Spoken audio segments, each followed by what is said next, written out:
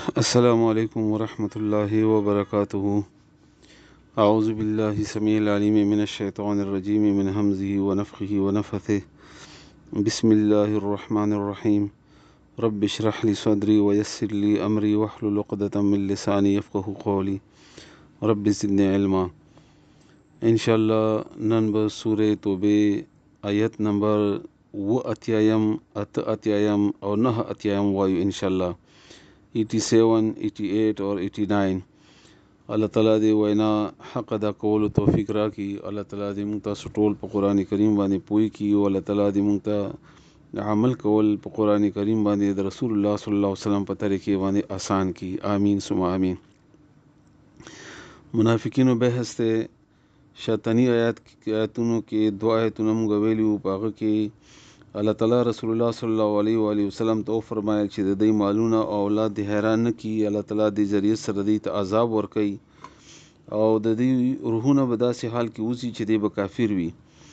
او کله چې دوی باندې یو صورت نازل شي د ایمان او د جهاد حکم یې رسول الله صلی الله علیه وسلم په ملګرتیا کې، نو دوی به تانه اجازت غواړي سره د وس لرونکو او دی وایي چې موږ پرېږدی چې ښځو سره کینو.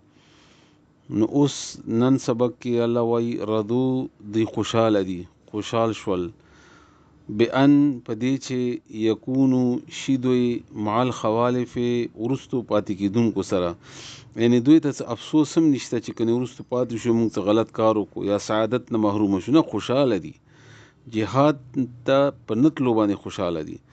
څومره عجیبه خلک دي. یو خو غلط کار وکړو به انسان ته ندامت وشي، افسوس وشي، خپه شي پې چې دا ما نه څه غلط کار وشو یا څومره لوی سعادت نه محرومه شوم.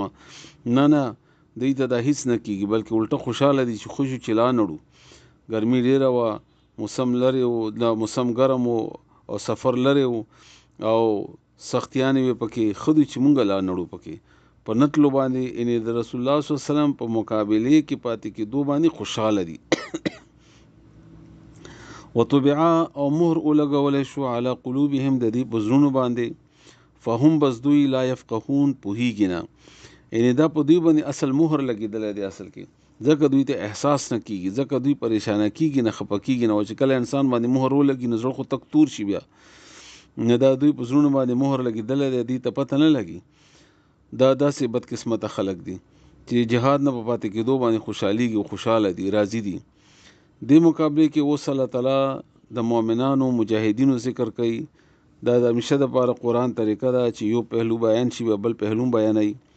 الله فرمایي لکن الرسول، لیکن رسول صلی الله علیه و آله وسلم، والذین او هغه کسان آمنو چې مؤمنان دي، یعنی دې مقابلې کې رسول الله صلی الله علیه وسلم او مؤمنان ما هو هغه سره جاهدو دوی جهاد وکړو باموالهم خپل مالونو سره و انفسهم خپل ځانونو سره، مالونه مو لګول او خپل ځانونه په مشقت کې او په تکلیف کې واچول، لري سفر و ګرمي و سختی و او هغه باوجود دوی جهاد وکړو، رسول الله صلی الله علیه وسلم په ملګرتیا کې لاړل. نو الله فرمایي چې دوی دا کار وکړو نو اولایک نو همدغه کسان دي لهم دوی دپاره الخیرات، خیرونه دي، بھلایان دي، خیرونه دي، خوشحالیان دي. و اولئک همدغه کسان هم المفلحون هم دی کامیاب دي. الخیرات ډېرې معنی دي د هر خیر، ټول خیرونه، خو یو معنا دا هم پکې ده، تاسو توجه ورته راګرځوم چې کله انسان نیکي وکړي نو نورو نیکو ته برابر شي. هلته بره الله تعالی منافقانو باره کې وفرمایل چې وطبع علی قلوبهم، دوی باندې مهر ولګېدو د نیکي نه کولو په بنیاد، جهاد ته نتلو په بنیاد باندې نورو نیکیانو نه محروم شو. او دلته الله تعالی فرمایي چې لهم الخیرات، دوی ته نورو نیکیانو لارې کولاوي دي، یعنی یو نیکي وکړله، جهاد یې وکړو، عظیم کار یې وکړو، نو الله تعالی نورې نیکیانې ورته برابرې کړي. او دا د الله ډېر لوی انعام چې انسان ته نیکي اسانه کړي او نیکي ته یې برابر کړي. الله تعالی دې موږ سره هم دقسې وکړي. نو اولئک همدغه کسان هم المفلحون هم دوی کامیابه دي، کامیابي موندونکي دي دا خلک، ځکه چې جهاد یې وکړو، د الله حکم یې ومنه، رسول الله صلی الله علیه وسلم ملګرتیا یې وکړله، تکلیف یې تېر کړو، دوی دپاره کامیابیانې دي. او بیا انعام یې اخر کې څه دی؟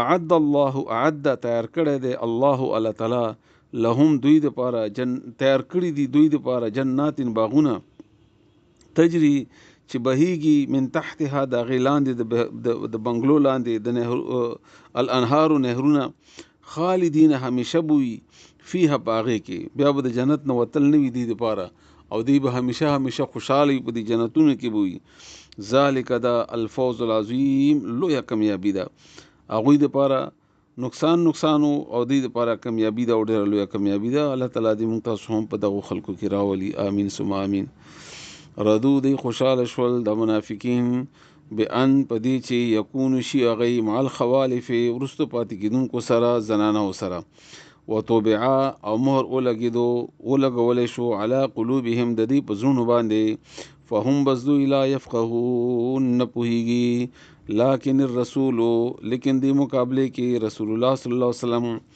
والذین وکسان آمنو چې مؤمنان دي ما هو اغسرا رسول الله صلی الله علیه وسلم سره جاهدوا جهاد وکړو به اموالهم خپل مالونو سره ان مالونه قربان کړل او انفسهم خپل ځانونه قربان کړل تکلیفونه تیر کړل نو اولئک هم دغه کسان دي لهم دوی د پر الخيرات نیکیان دي خیرونه دي واولئک هم دغه کسان هم المفلحون هم دوی کامیاب دي اعد الله تیار کړی دی الله تعالی لهم دی تیار کړی دی الله تعالی لهم دوی د پاره جنات باغونه تجری چې بهیږي من تحتها الانهار د غلان د نهرونه خالدین همیشه بوي فيها باغی کې ذالک دا الفوز العظیم کامیابی د ډیر لویا الله تعالی دې متصف وي کی او الله تعالی دې فلسطین مجاهدینو ته کامیابی او فتح ورکړي الله تعالی د اسرائیل تباہ او برباد کی د اسرائیل غټ ملګری امریکا او د غټول ملګری دی الله تعالی تباہ او برباد کی الله تعالی د نیست نابود کی الله د فلسطین مجاهدینو باندې رحم وکي هغه ماشومان باندې زنانه باندې الله تعالی غوي ته خیر لار اخلاص کی الله تعالی مونږ ته توفیق راکړي د جهاد لارې راته اسانه کی امين ثم امين